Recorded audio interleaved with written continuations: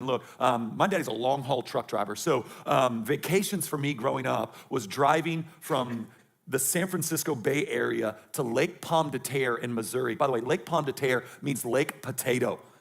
And so we would get, my dad, God bless him, when he would lease a pop-up camper. You remember these? That were the like wings would spread out, and you'd have to put in, those were the beds. And so we would stay at KOA sites. I'd get poison ivy every freaking year, right? Just be blistered up, pink calamine lotion. And we would drive all the way to Lake Potato. We would then sleep in that camper while we swam in Lake Potato. Then we would get back in the car and drive 3 days back to the Bay Area, right? That was vacation. And here's the deal.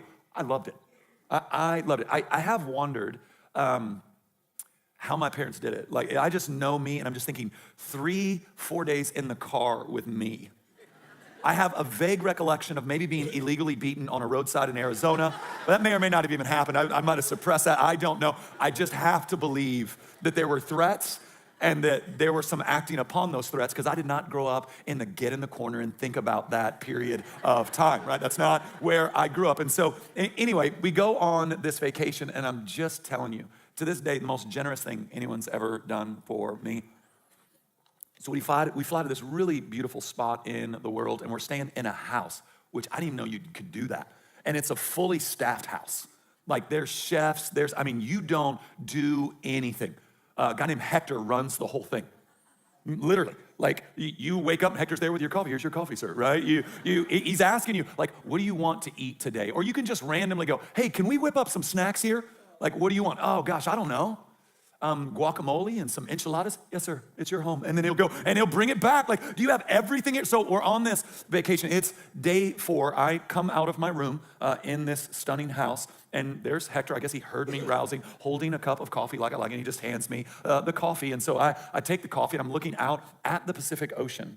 And there are whales like cresting and jumping. And I'm not making this up. And I've got my coffee in hand. Hector's whipping up breakfast as he picks stuff out of the garden out back to make it with. I promise you, none of this is even embellished. None of this is hyperbole. And I'm standing there with this cup of coffee, looking at whales cresting in the Pacific Ocean, and thought to myself, I'm ready to go home.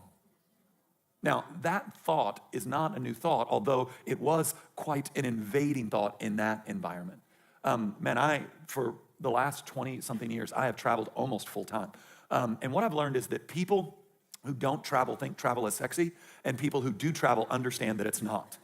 And what I've learned about myself is, regardless of where I am, regardless of the scenery or even who's there, I start, after a certain period of time, I start to want to be home, right? And what I realized when I got home from that trip is that I'm Hector.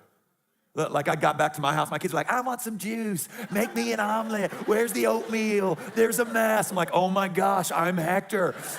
Here's your juice, Audrey. It's this, I'm like, wow, I do live in a place like that. I'm just Hector.